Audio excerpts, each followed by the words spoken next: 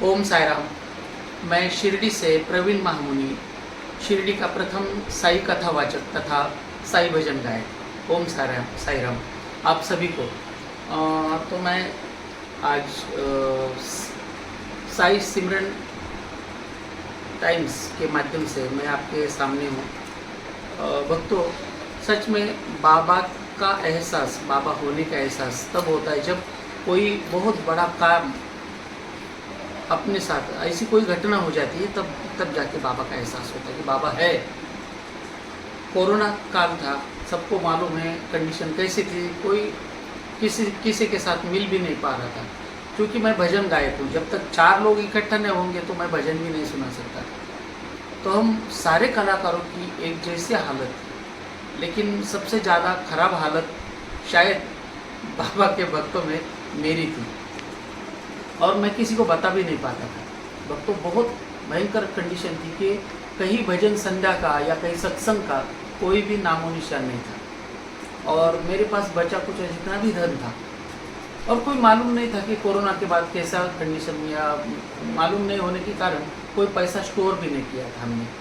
तो अचानक ये सारी कंडीशन आने के बाद बहुत सारा धन या पैसा मेरे पास बिल्कुल खाली हो गया, जेब खाली हो गई, बैंक बैलेंस खाली हो गया, सब कुछ खाली हो गया, मतलब एम्प्टी हो गया। फिर भी डेली मैं साईं बाबा संस्थान के पास मंदिर में जाकर फेसबुक लाइव करता था डेली भक्तों के लिए।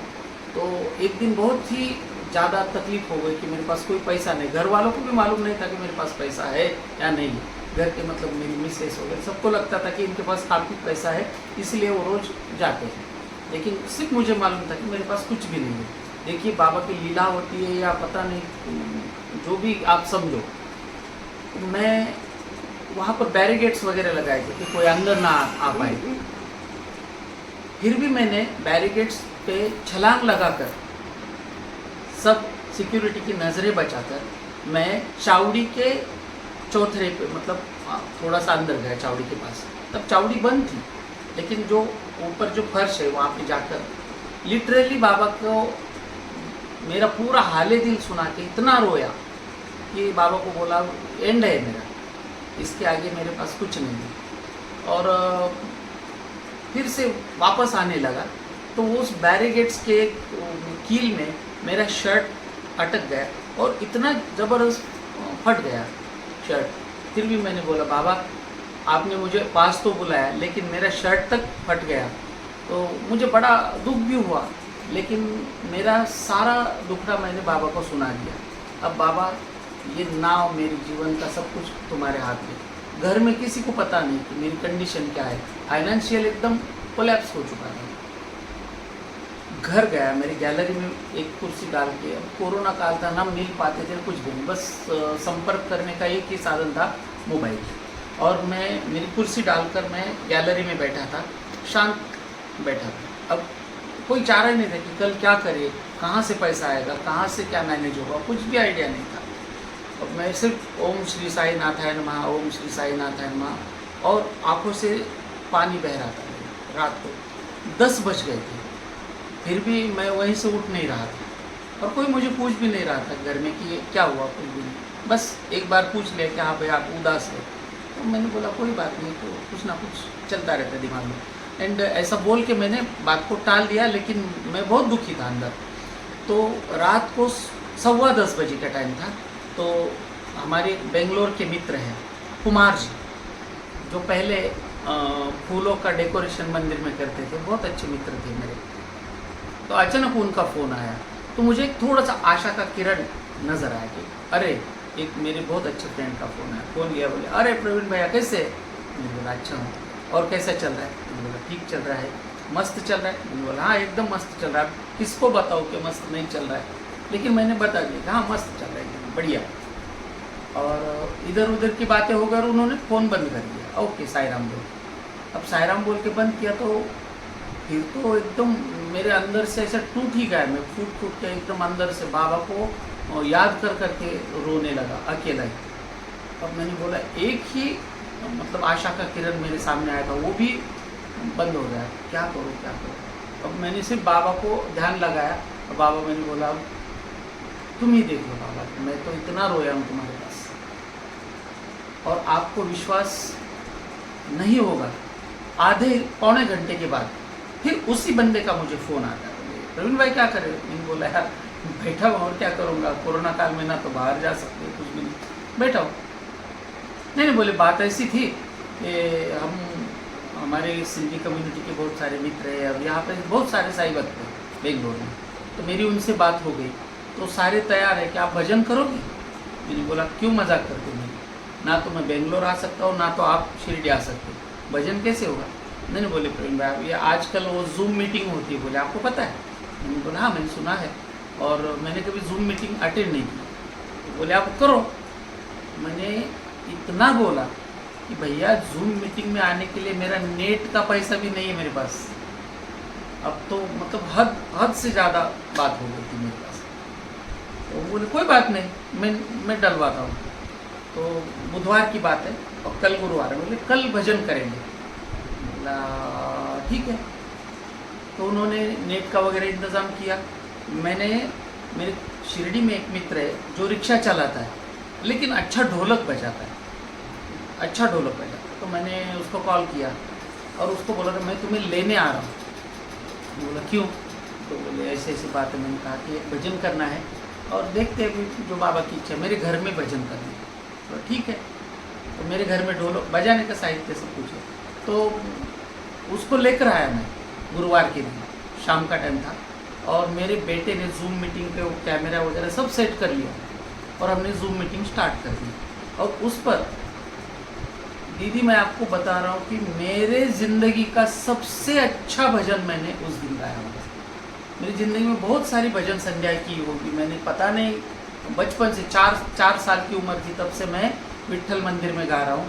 मेरी उम्र ही 4 साल की थी तब से गा रहा हूँ, लेकिन ज़िंदगी का सबसे बड़ा या सबसे बड़ी भजन संध्या कह सकते हैं या सबसे शानदार भजन संध्या या अंदर से जो भजन भाव आते हैं उसी दिन प्रकट होगा, एक हारमोनियम तथा एक ढोलक के साथ। और भजन संध्या लगभग 1-1.25 घंटा उन्होंने की और भजन संध्या ख़त्म हो गई। सब बोले वाह वाह, सबको अच्छा लगा, ये हो गया वो हो गया, सब ठीक है। बंद हो गया जूम मीटिंग। तो ढोलक वाले ने मेरी तरफ देखा, मैंने उसकी तरफ देखा, खत्म बात, लेन देन कुछ भी नहीं। अब क्या करें, पूरा सब खत्म हो चुका था। फिर भी मैंने फिर बाबा की तस्वीर की तरफ देखा, बाबा भजन तो गवाया है ना। मुझे थोड़ी सी आशा लगने लगी थी कि हाँ भाई कुछ तो होगा यार, कुछ ना कुछ तो मिलेगा मुझे पैसा। एंड लिटरली मैं कोलैप्स हो गया उसमें, हाँ यार नहीं होगा कुछ भी। बाबा को हम कभी भी एक बात है, लेकिन बाबा को कोसते नहीं, किसी भी बात पर बाबा को दोष नहीं देते, क्योंकि कहीं ना कहीं वो मार्ग दिखाते हैं। फिर जाके मैं गैलरी में बैठा, वो निकल गए ढोलक वाले भैया निकल गए और 1 घंटे के बाद फिर से कुमार जी का मुझे फ़ोन आता है और उन्होंने कहा कि प्रवीण भाई बहुत सुंदर भजन संध्या करी आपने एकदम दिल से गाया है, सब कुछ ये सारी चीज़ें उन्होंने बताई और फिर फ़ोन बंद कर दी। अब तो मैंने बोला यार आपने इतनी प्रशंसा की, ये सब कुछ किया और फ़ोन फिर बंद हो गया। फिर तो बस मेरी रोने लायक ही, मतलब ऐसे चेहरा ही मेरा एकदम सूख गया, क्या हुआ पता नहीं। फिर वही मैं गैलरी में जाके बैठ गया, क्योंकि मेरी एक जगह हो गई थी कि कोरोना काल में कि एक गैलरी में कुर्सी डालो, बाहर देखते रहो, बस बाहर खेत खलियान में अच्छे से फ्रेश हवा लेके हम लोग बैठते थे। बराबर आधे घंटे में फिर उस बंदे का फ़ोन आता है, बोले प्रवीण भाई कुछ पैसा डाला है आपके अकाउंट में। तो हमने देखा भाई अकाउंट में, मतलब कहीं ना कहीं ऐसे एकदम कलेजे में ठंडक पड़ना बोलते, कोई ये सारे अंदर वाली बात नहीं बताएगा कि हाँ भाई मुझे लालच था पैसे का बाबा, नहीं मुझे था, मुझे लालच ही था, मुझे कुछ ना कुछ चाहिए था कि ऐसे में कहाँ से क्या करूँ। एंड आपको विश्वास नहीं होगा, 15,000 रुपये मेरे अकाउंट में डाले थे उन्होंने, विश्वास नहीं होगा। 15,000 मुझे 15 लाख के बराबर लगने लगे उस दिन, उसी दिन। पूरा सारा इंतज़ाम हो गया, मैंने ढोलक वाले को भी दे दिया, सब दे दिया और बस सोचने लगा कि अब इसके बाद क्या। इसके बाद तो फिर से वही चक्की है कि फिर जाओ बाबा से दरख्वास्त करो, मांगो, ले लो, ये वाली बात है। और फिर बाद में वो जूम मीटिंग करेंगे नहीं करेंगे मालूम ही नहीं। 2 दिन बीत गए इस घटना को, 2 दिन बीत गए और फिर कुमार जी का फ़ोन आता है, मुझे बोलते हैं प्रवीण भाई हमारे जो ग्रुप मेंबर्स है, हमारी एक मीटिंग हो गई बोले, तो हमारे सभी लोग बोले कि महीने में 2 भजन संध्या प्रवीण जी की होनी चाहिए। अब तो एकदम ऐसा लगा कि साक्षात बाबा ही मेरे सामने आके बैठ के बोल रहे कि तू 2 बार भजन संध्या कर ले। अब तो मुझे इतना, मतलब आप सोच नहीं सकते कि मतलब उस टाइम मेरी क्या कंडीशन हो गई होगी। साक्षात सामने बाबा ही नज़र आने लगे थे मुझे। अब मुझे दिखने लगा कि हाँ भाई 2 भजन संध्या मतलब कुछ ना कुछ तो अर्थार्जन भी होने वाला है मेरा। लेकिन फिर उन्होंने कहा था कुमार जी ने कि हम 15,000 नहीं, एक भजन संध्या के आपको 10,000 दे देंगे। जय साईनाथ। जो भी है, आपको पता है कि कोरोना काल में बाबा से मांगा था मैंने, और बाबा ने भर भर के मुझे दिया था कि किसी बंदे को 20,000 रुपये महीने का नहीं मिलता था उस वक्त। 20 रुपये की भी किल्लत थी उस वक्त में। सबसे अच्छे से बाबा ने मुझे रखा था। इसीलिए बस बाबा साईं जी कुछ ऐसा इंतजाम हो जाए, जुबा पे साईं साईं साईं नाम हो जाए, जुबा पे साईं साईं साईं नाम हो जाए, साईं जी कुछ ऐसा इंतजाम हो जाए। बाबा ने ऐसा इंतज़ाम किया कि पीछे मुड़ के देखना नहीं।